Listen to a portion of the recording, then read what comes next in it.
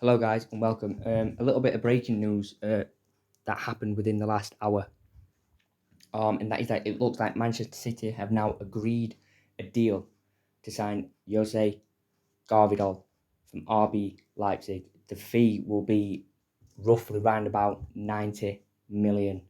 Now, obviously, they have been chasing him now for about a month. They've been in steady negotiations with RB Leipzig for the centre back, and now it looks like they're finally going to get their man. It looks like it's going to be 90 million, which is obviously a huge fee for Leipzig, a huge fee to pay for such a young centre back. But you can see why, if you do watch the Bundesliga, you can kind of see why Manchester City haven't been reluctant to splash that sort of cash on the centre back, because there's no doubt he has talent. There's no doubt he's going to probably be a big player for the future. Um, you know, there just seems to be no doubts about the ability and the quality he could bring to any club. Obviously, there was last summer as well. Chelsea were very interested in him, but Leipzig said no. We want to keep him for one more season, and then if he wants to leave next summer, he can. That summer has now come around, and it now looks like he is set to leave and come to the Premier League, and of course join Manchester City. The thing is, obviously, with Manchester City is who's going to be his partner. In my opinion, it's always going to be Ruben Diaz. I don't think there's a doubt about that. I think Ruben Diaz will be his defensive partner, but that obviously opened the door for people like Emerick Laporte to leave. You're thinking, well, where's John Stones going to play? But he did a great job in sort of a roaming midfield position last season. You've got Manuel Akanji as well. Ake, who, to be fair, does mainly play left back when he does play. But no, they're obviously buying a player with huge potential. I mean, he's definitely got Premier League qualities. There's no doubt about that. In my opinion, he has the ability to be one of the best defenders in the world. Just seeing him and what he's done for Leipzig and how he plays for Croatia. Manchester City are buying a top defender. £90 million is a lot to pay for a centre back. We've seen big money centre backs join clubs and it's not worked out. With one of the easiest ones I can look at is obviously Harry Maguire at Manchester United. He signed for a massive fee and it simply has just not worked out for him. And are you going to say the same thing's going to happen with gvardiol? I don't think it will. I honestly think he's going to back it up in the Premier League. I think we're obviously going to now see what he can do, what he's all about. And, I just think he's going to be a huge plus for the Premier League. Obviously, we've seen a lot of people recently going to, obviously, Saudi Arabia.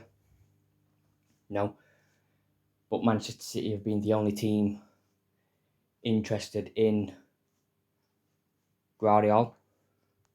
Chelsea never reignited their interest from last summer. They've obviously focused on mainly trying to get people out, bringing, obviously, young players in. Gvardiol is obviously a very young player. I mean, I think he's only, 21? But it's still very, very young. But the buying potential as well as quality, because they obviously know he's got quality. We've seen him for 2-3 years now in the Bundesliga playing at the top of his game. We've seen him for Croatia at the top of his game. But you're also buying potential because there's obviously huge room there for him to improve as a player. And I think in my opinion, the best manager in the world at the moment, in Pep Guardiola, you just know he's going to improve. He's going to improve on the ball. He's already pretty comfortable on the ball. He doesn't mind carrying the ball out of defence. He can play it around the back with confidence. But it's mainly about, his physicality. He's very, very physical. is one of them defenders that will let his striker know early on that, look, you're not going to have an easy day against me. You know, if you think you come in here and you're going to have an easy game, no. I've seen it many times. Last season in the Bundesliga, he'll commit a foul within the first minute of the game on the striker, just to let him know, look, I'm here. You know, you're going to have a game. I'm not going to make this easy for you. Manchester City, I think, needed someone like that who can partner Diaz. Laporte's not that sort of defender. John Stones isn't. Akanji isn't. Ake isn't. So I think they did need someone who's going to be in the striker's face, and he's not going to be fearful of whoever he's playing. You know, there's some big strikers in the Bundesliga, and he weren't afraid to get stuck in. So, you know, his physicality is obviously going to be one of those key points of his. Obviously, he's very good in the air. Obviously, most of Manchester City's centre-backs are pretty good in the air. You know, Diaz is a tall defender. Laporte's pretty tall. Akanji's good in the air. Stones is good in the air. Ake's a little bit smaller, but, you know, he's not bad in the air. So, you know, this is obviously one of those deals that, again, it's going to be, I believe, a record for a centre-back. 90 million. I do believe it is. Please, obviously, do correct me in the comments if I am wrong. But no, everyone else in the league now is going to be looking at this and thinking, wow, you know, yet again, you've seen some top Premier League teams make some top signings. You know, Arsenal getting Declan Rice is the first one that springs to my mind. No doubt. Manchester United signing Andre Onana. You've got Liverpool signing Alexis McAllister, Dominic Szoboszlai, also from Leipzig. But I think that blows, other than Declan Rice, I think this blows most of them out of the water with, you know, what people know the Bayern, because he's been tipped for great things for so many years. You know, he was always linked with, you know, top clubs, like I said, Chelsea last summer. A couple of years ago, there were teams like PSG, even Real Madrid were looking at him. Obviously, Real Madrid got Rudiger instead for free, so they decided not to go for gvardiol. And, you know, a lot of teams I think will regret not trying to sign him. No, I think he could have been a top player in any league, no doubt. And he's obviously got a huge international future ahead.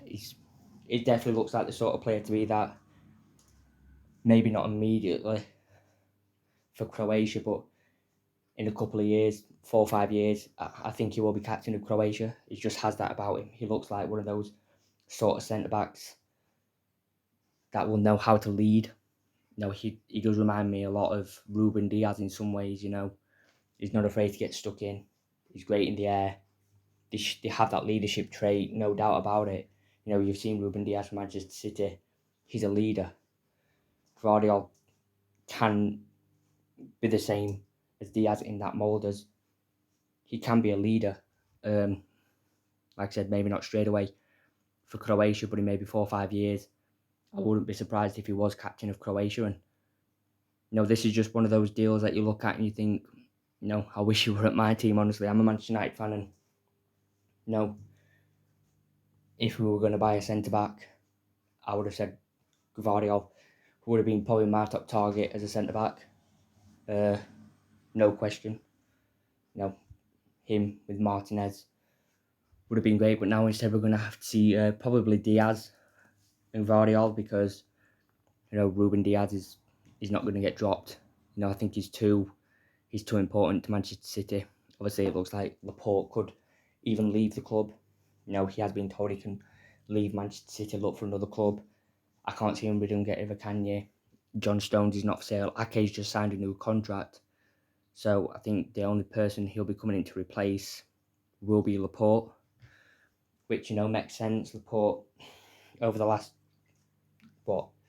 season, hasn't really been in the Manchester City team. He's had niggling little injuries, so, you know, it's a little bit crazy. Anyway, guys, please let me know what you think in those comments down below. Do you think this is a good transfer? What do you think about the price? Let me know. If you did enjoy, obviously please do leave a like, and please subscribe for more videos like this. Anyway, guys, I will see you soon.